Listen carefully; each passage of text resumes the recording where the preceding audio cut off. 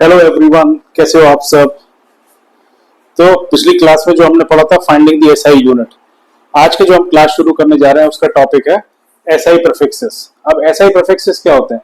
जब भी हम कोई कन्वर्जन करते हैं तो उसमें कुछ प्रीफिक्सेस हैं वो हम यूज करते हैं। मान लीजिए जैसे मैं बात करता हूं किलो, तो 1 kg में कितना होता है? 1 kg की जब भी हम बात करेंगे 1 kg दैट मीन्स 10⁻³ ग्राम्स, है ना। इसी तरह हम मोबाइल यूज करते हैं, मोबाइल में डेटा यूज करते हैं, तो आजकल हम क्या यूज करते हैं? Gigabyte, 1 GB 2 GB 5 GB data. तो जब भी हम 1 GB की बात करेंगे तो हम ऐसे ही प्रीफिक्सेस से ये समझेंगे 1 GB, तो गीगाबाइट में कितने बाइट्स हैं? 10⁹ बाइट्स। ठीक, इसी तरह टेराबाइट, 1 TB, हम मोस्टली लैपटॉप्स वगैरह में देखते हैं 1 TB 2 TB, है ना। तो जब भी हम टेराबाइट की बात करेंगे तो 1 TB बाइट में 10⁻12 बाइट्स होता है। Is it clear? जब भी हम इसके बोलेंगे तो 1 TB में कितने बाइट्स होते हैं? 10⁻12 बाइट्स। Is it clear? है ना। इसी तरह हम बात कर लेते हैं सेंटी। मान लीजिए मैंने पूछा 1 सेंटीमीटर, 1 सेंटीमीटर में, तो मैं ये इसके प्रीफिक्स को देख के ये समझ जाऊंगा कि 1 सेंटीमीटर में कितने होते हैं? 10⁻⁻² मीटर, और मैं लिख सकता हूं 1 × 10⁻⁻² मीटर। ठीक है। इसी तरह मैं 1 मिलीमीटर की बात करता हूं।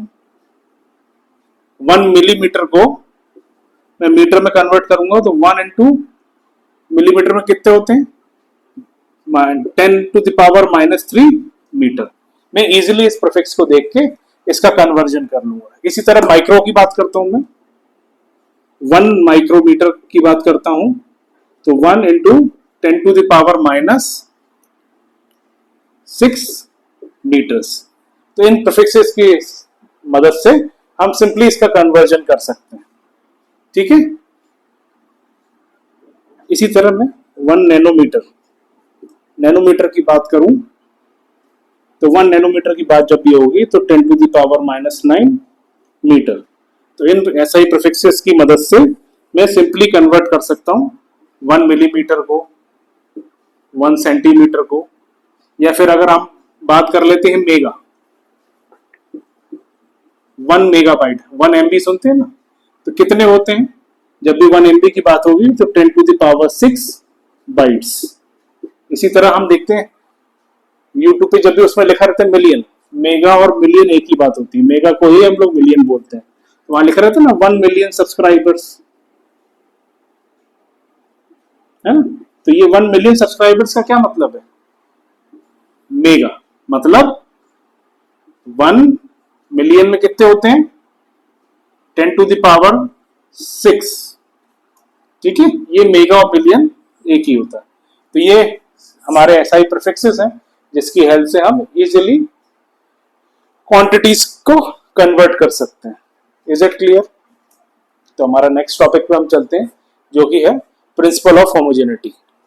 तो अब हम बात कर लेते हैं प्रिंसिपल ऑफ होमोजेनिटी। अब मैं बात करूं प्रिंसिपल ऑफ होमोजेनिटी की, उससे पहले हम बात करते हैं, मान लीजिए 5 kg 5 किलोमीटर क्या पॉसिबल है? नहीं। 5 kg + 5 डिग्री सेल्सियस पॉसिबल है? नहीं। लेकिन हाँ, 5 kg + 5 kg क्या हो गया? 10 kg, या फिर मैं लिख दूं 5 kg + 5 किलोमीटर + 5 किलोमीटर = 10 किलोमीटर। तो इससे आपको क्या समझ में आया? प्रिंसिपल ऑफ होमोजेनिटी ये बात करता है कि कोई भी physical, any those physical quantities that have same SI unit and same dimension are physically dimensionally correct। ठीक है। कोई भी ऐसी इक्वेशन में मान लेता हूं x = a + b - c। ठीक है। तो अगर ये दोनों ऐड हो रहे हैं, ये इससे ऐड हो रहा है, ये इससे माइनस हो रहा है, या फिर ये दोनों माइनस हो रहे हैं, तो इनके बीच में क्या है? सेम नेचर है, इनकी एसआई यूनिट भी सेम है और इनका डायमेंशन भी सेम है। देखिए किलोमीटर पर आवर डिवाइड तो हो जाता है, न्यूटन मीटर मल्टीप्लाई भी हो जाता है, लेकिन एडिशन उसी केस में होता है जहां इसका सेम नेचर होता है। सेम नेचर से कहने का मतलब है मेरा जिसकी एसआई यूनिट और डायमेंशन सेम होता है। ये हमारा प्रिंसिपल ऑफ होमोजेनिटी हमें ये बताता है कि कोई भी ऐसी फिजिकल इक्वेशन जिसका डायमेंशन और एसआई यूनिट सेम होता है वो डायमेंशनली करेक्ट फिजिकल इक्वेशन होती है। ठीक है, या हम बेसिकली ये बोल सकते हैं कि प्रिंसिपल ऑफ होमोजेनिटी हमें ये बताता है जिसके थ्रू हम उसको चेक कर सकते हैं कि ये फिजिकल इक्वेशन डायमेंशनली करेक्ट है या नहीं है। अगर मैं एग्जांपल ले लेता हूं, मान लीजिए ये इक्वेशन ले लेता हूं, x is equal to a plus minus B C का स्क्वायर प्लस माइनस DEF। तो इससे मैं क्या समझा, प्रिंसिपल ऑफ होमोजेनिटी हमें ये बताता है अगर ये इन दोनों के बीच में कोई भी प्लस माइनस का एडिशन है, that means x is equal to a is equal to BC का स्क्वायर इज इक्वल टू ये तीनों कैसे होंगे, मतलब मेरा कहने का मतलब है LHS is equal to RHS। ठीक है, अब ये LHS RHS से क्या मतलब है, इसका इन तीनों के साथ रिलेशन है। तो अगर इसका कोई फिजिकल इक्वेशन है ये पूरी, तो इसका जो डायमेंशन और एसआई यूनिट होगी वो भी इन तीनों का एसआई यूनिट और डायमेंशन सेम होंगे, तब ये क्या कहलाएगी, डायमेंशनली करेक्ट इक्वेशन। ठीक है, जब हम बात करते हैं कि when the terms on both the sides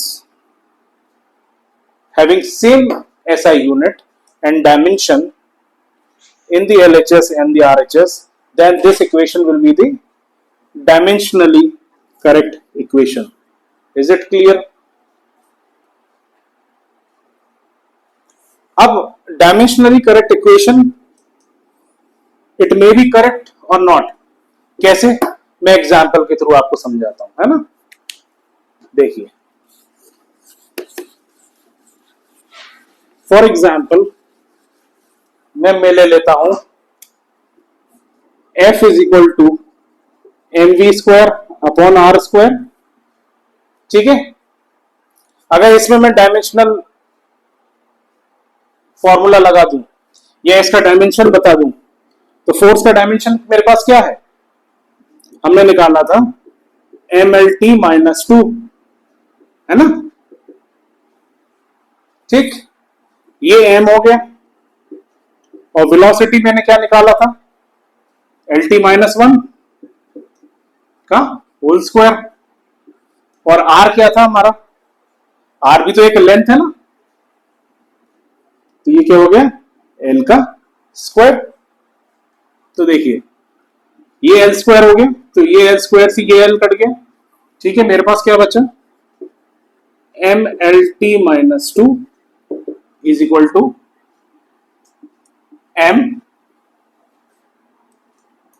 t, और ये माइनस 1 कितना हो गया, -1 इंटू 2 का माइनस का 2। तो ये क्या डायमेंशनली करेक्ट है, it is not dimensionally, it is not dimensionally correct because they have different SI unit and different dimensions, either different SI unit or it may be either different dimension, then it is not dimensionally correct equation. Is it clear? मैंने आपको बोला था ना, it may be correct or it may not be correct. ठीक है, तो अगर ये डायमेंशनली करेक्ट इक्वेशन है तो ये क्या फिजिकली भी करेक्ट है, नहीं, क्यों, क्योंकि इसका डायमेंशन क्या है, करेक्ट नहीं है। ठीक है, इसी तरह मैं दूसरा एग्जांपल ले लेता हूं। s is equal to ut minus half a t square. ठीक, I am just taking an example. ठीक, s मेरे पास क्या है, s का मतलब क्या है, डिस्प्लेसमेंट। ठीक है, u क्या है, इनिशियल वेलोसिटी, और ये तो आपको पता है टाइम है, ये टाइम है, और ये क्या है, एक्सेलरेशन। ठीक, अब इसमें अगर मैं सब्स्टिट्यूट करूं डायमेंशन तो क्या निकलेगा, डिस्प्लेसमेंट का मतलब लेंथ। ठीक है, इनिशियल वेलोसिटी क्या निकाला था हमने, वेलोसिटी का फॉर्मूला अभी निकाला एल टी माइनस वन। ठीक है, और T minus one by two. Acceleration हमारे पास क्या है, एक्सेलरेशन हमने पहले निकाल चुके हैं एल टी माइनस टू। ठीक है, और टी का स्क्वायर। Is it clear? तो ये तो हो गया हमारा एलएचएस में एल, ये कितना हो गया, टी माइनस वन। क्या हो गया, ये अगर मल्टीप्लाई है तो ये क्या हो जाएगा, पावर साइड हो जाएंगी, माइनस वन प्लस वन। ठीक है, तो यहां क्या बचा, एल माइनस, हाँ सॉरी।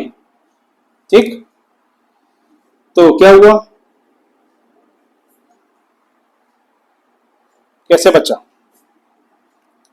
टी मल्टीप्लाई बाय, अगर ये इनटू है तो ये माइनस प्लस टू। ठीक है, तो यहां भी क्या बचा, एल। तो इसके डायमेंशंस कैसे हैं एलएचएस आरएचएस में, दोनों तरफ डायमेंशन सेम है। डायमेंशन क्या है इसका, एल एल एल। तो ये इक्वेशन क्या हो गई, dimensionally correct equation, dimensionally correct equation. But मैंने आपको बोला था ना, डायमेंशनली करेक्ट इक्वेशन मे और मे नॉट बी करेक्ट। अब मैंने तो लिखा ये, बट इक्वेशन ऑफ मोशन क्या होती है, unit UT plus half A T square होती है। तो ये क्या हो गया, डायमेंशनली करेक्ट इक्वेशन हो गई। ठीक है, तो ये था हमारा प्रिंसिपल ऑफ होमोजेनिटी। अब इसके बाद हम कुछ यूनिट्स पे बात करेंगे, और यूनिट्स के बाद बहुत इंपॉर्टेंट, जो आपके स्कूल पर्सपेक्टिव से बहुत इंपॉर्टेंट है, उन क्वेश्चंस को मैं नेक्स्ट क्लास में आपको बताऊंगा। ठीक है, इसके बाद हम कुछ यूनिट्स की बात कर लेते हैं, उसके बाद नेक्स्ट क्लास में हम डायमेंशनल एनालिसिस पे बहुत इंपॉर्टेंट क्वेश्चंस को शुरू करेंगे। तो हम कुछ यूनिट्स की बात कर लेते हैं, कोई ऐसी यूनिट जिसको हम जब डिस्टेंस मेजर करते हैं तो उसमें कौन सी बड़ी यूनिट होती है, क्या यूनिट्स होती हैं, उसके बारे में हम पढ़ेंगे। ठीक है, तो इसमें जब भी हम यूनिट्स की बात करते हैं, units to measure the distance, तो इसमें हम बात करते हैं सबसे पहले पार्सेक की। पार्सेक वो होता है जब हम स्टार्स और प्लैनेट्स के डिस्टेंस को कैलकुलेट करते हैं, उसमें ये यूनिट काम आती है पार्सेक।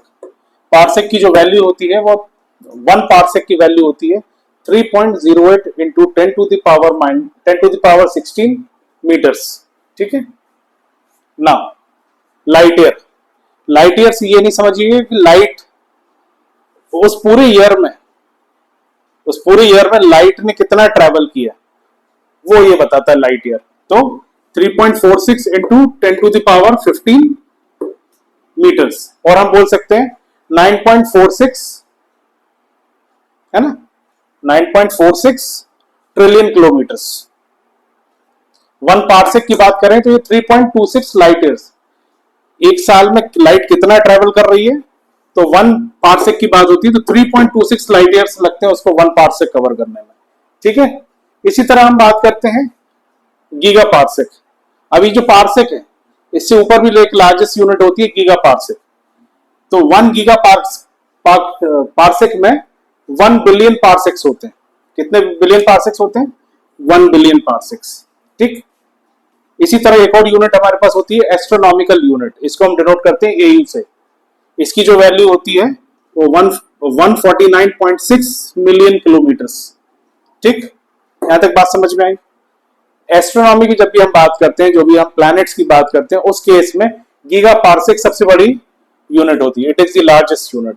ठीक, अब ऐसी यूनिट्स जो स्मॉलेस्ट डिस्टेंस की हम जब बात करें, स्मॉलेस्ट यूनिट की जो डिस्टेंस कवर करती हैं, वो होती है फर्मी। तो 1 फर्मी की जो वैल्यू होती है वो 10 टू द पावर -15 मीटर्स होती है।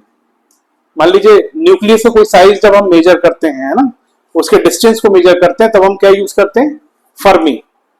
न्यूक्लियस का बहुत छोटे छोटे जो डिस्टेंस को हम मेजरमेंट करते हैं वो फर्मी मीटर, इसको हम फर्मी मीटर भी बोलते हैं।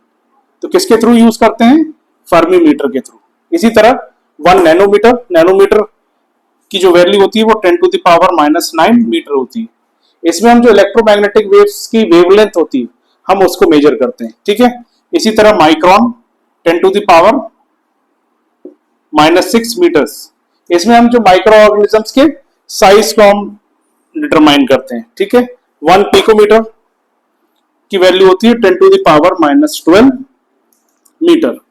जो एटॉमिक रेडियस होता है, एटम के जो रेडियस को हम जो मेजर करते हैं वो पिकोमीटर से यूज करते हैं। ठीक, 1 प्लैंक लेंथ, 1 प्लैंक लेंथ एक कांस्टेंट है। 1 प्लैंक लेंथ की जो अप्रोक्सीमेटली वैल्यू होती है वो होती है 1.616 into 10 to the power -35 meter. It is considered the smallest meaningful unit in the physics. अब कैसे, जब हम क्वांटम ग्रेविटी की बात करते हैं, उसको हम जब उसकी थ्योरी को फॉर्मुलेट करने की कोशिश करते हैं, उस केस में हम प्लैंक्स लेंथ को यूज करते हैं, प्लैंक्स लेंथ कांस्टेंट। ठीक है, अब बात आती है 1 एंगस्ट्रॉम। 1 एंगस्ट्रॉम की वैल्यू होती है 10 टू द पावर -10 मीटर।